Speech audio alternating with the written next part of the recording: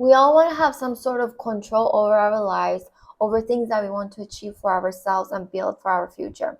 Yet, control can go completely out of hand and sabotage our growth and limit us for staying present and actually living intentionally in our lives. If you are a control freak and you have no idea how to let go, this video is for you.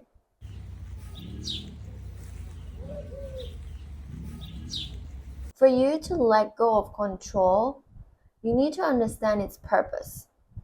You need to know why control has become such an important thing for you. It's almost like you can't live without it. I've noticed this about myself and people around me when it comes to control, that we do it so unconsciously, like without even thinking. It's like a response, a reaction, that we immediately, our go-to response to any situation that is uncomfortable, we immediately go into, okay, what is it that I can fix? What is it that I can control? What is it that I can do? Right? So that response is a trauma response. And no matter what kind of trauma we're talking about, it can be a death of a loved one, a natural disaster. It could be emotional neglect. It could be physical abuse or mental abuse. Regardless of that, especially if this has been happening to you at a very young age, your body, your nervous system goes into this shock, and is trying to calculate and trying to figure out a way to help you survive. You can sit there and tell me, oh, but Yelna, I had a very normal childhood. Nothing very disastrous happened to me. My childhood was pretty much similar to everybody else, Yes, of course, there was a little bit of punishment, and of course, we did not have emotional support, and of course, I felt completely helpless and alone most of the time, but it was very normal. Realizing that, like, it's a correlation. The more helpless you felt as a child, the severe control freak that you are. The more you want to have control, the more you want to be one step ahead, the more you want to be prepared, the more that you're going to think about worst case scenarios in order to prepare yourself mentally, right?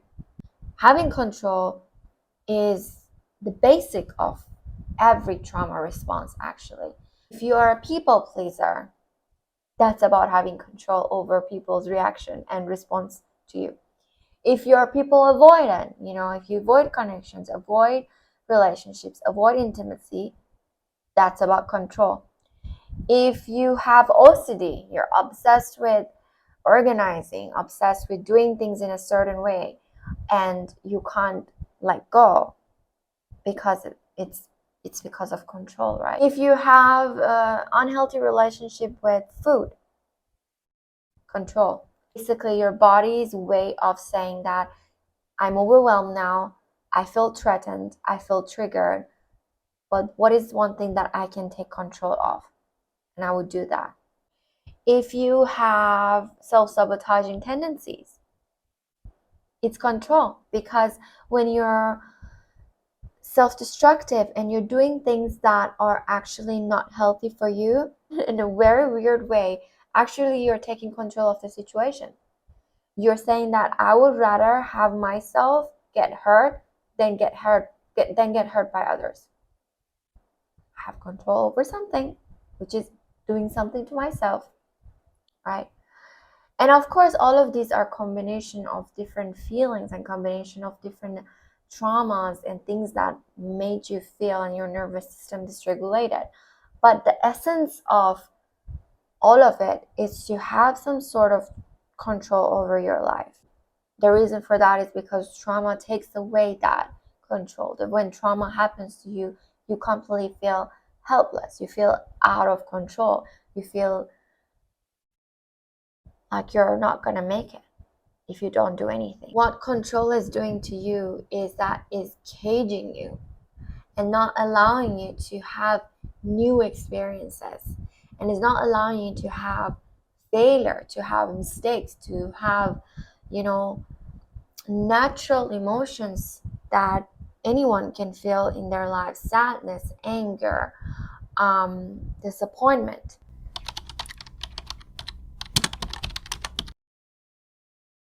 So step one would be to pause and reflect. And when we say pause and reflect, it's to take time throughout your day, throughout your week, throughout the month, specific time where you feel calm, where you feel rested, you're not feeling overwhelmed, you're not feeling tired emotionally, mentally, or physically. You sit down and you self-reflect. You think about what are some areas in my life that I completely feel out of control. What are the things in my life that makes me feel out of place, makes me feel threatened, makes me feel like if I don't do anything about it, I might not make it. You put something into your brain starts picking up and noticing things. So once you take this time off out of your day, out of your week, out of your month, to just notice, judgment free, just curiosity, pure curiosity, right? Your brain starts noticing these patterns. Your brain starts telling you that, oh, before you getting triggered, your brain will tell you, I think it's better for us to not go into that person's house because something about that person triggers us, right? So your brain will kind of like send you the warning, send you the alarm, right? It prevents you from engaging in control without knowing that you're engaging in control.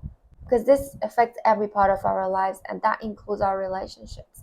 When we are a control freak and we're always alert, always thinking about what can go wrong, we're kind of sending this really negative energy out. And the people that are close to us, people who are in our lives, get that energy. And chances are that by being a control freak, you also want to control them. You also want to have an impact in their lives, because if you care for them, their lives, their safety, their sanity is something that you care about. Second thing that you want to do is knowing where the pattern's coming from. Is there any childhood unresolved trauma that you experienced?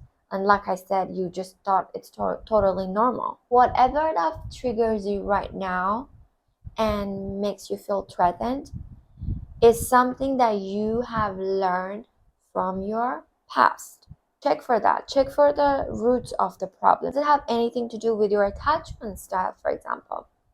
This can show up a lot in relationships. If you're a control freak in your relationship, what was your attachment style with your main caregivers?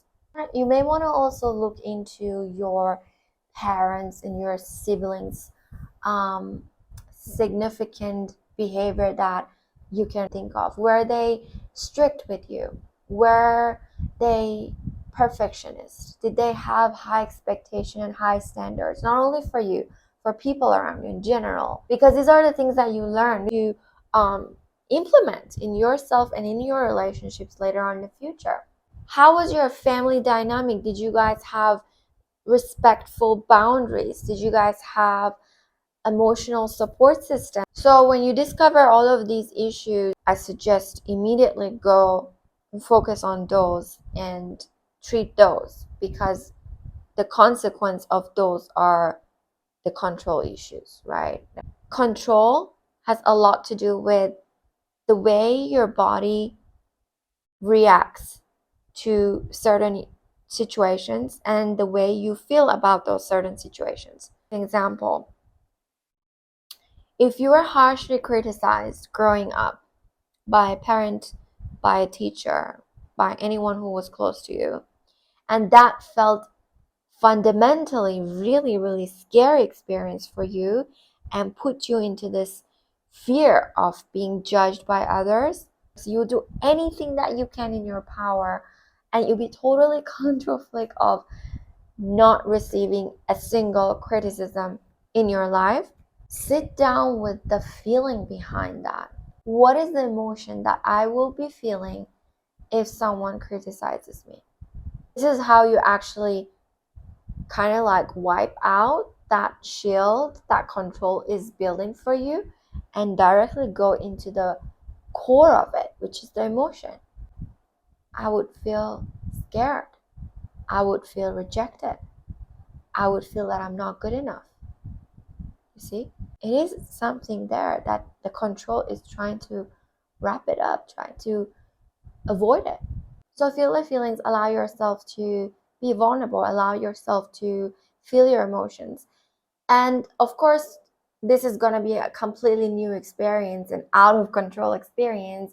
So try to make a safe space for yourself with someone that you can trust. Therapy would be ideal, as with therapists, you already know that this person is not going to judge you. This person is your safe person to talk and process those emotions. Or if you really want to do it solo, you need to know how to create internal safety for yourself. So that's another topic. Another way of letting go of toxic control is to acknowledge and appreciate when you are in control of the situation and when you're not in control of the situation.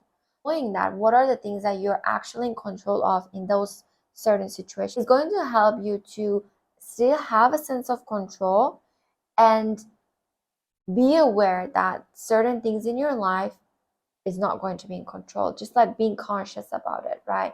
Knowing that kind of boundary, knowing that where you stand with your control in that situation is going to give you a guideline so that you stay intact, you stay in control of your control, if that makes sense.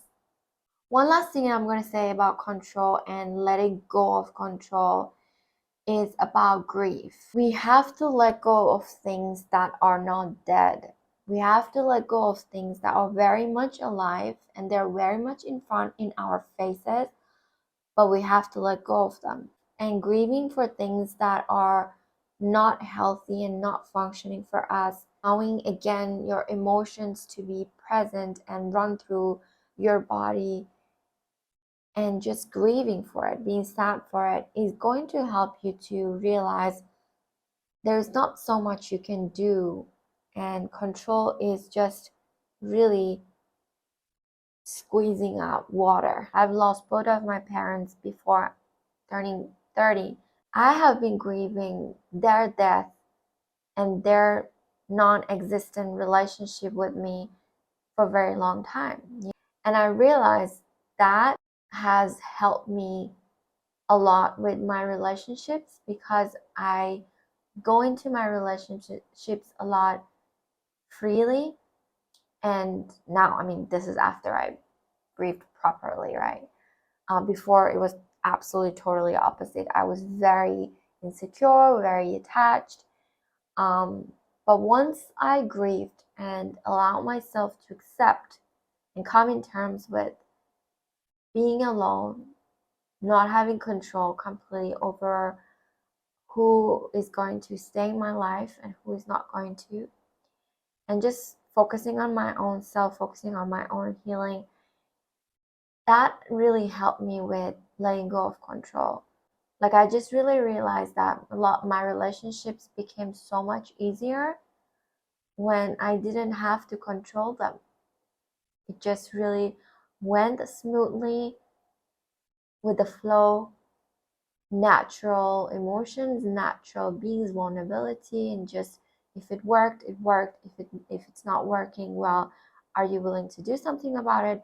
You know, it's very here and now. It's very what we can do about it right now, kind of.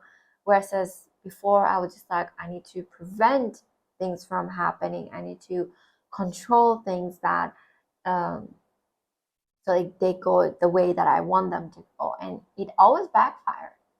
Grief is going to be your best friend if you are practicing and you're wanting to let go of control in your life and kind of be okay with things going out of hand, being okay to just wait and see what life has planned for you. And most of the things are happening for you and they are feeling uncomfortable, they're feeling really painful. They're implementing something in you that is going to be really useful for you in farther future. You know, it's stretching you, it's building resilience in you. So allowing that and allowing yourself to just be a human being, go through this human experience, it's going to be a different type of life. It is complete opposite of survival, but it is more like, well, I know I'm strong, I know I can survive, but now I want to know what it means really to go through life. I hope this was helpful for you. And if there are any questions or any topics that you want me to discuss, comment it below, get in touch with me through my socials, and I would love to see you in my next video.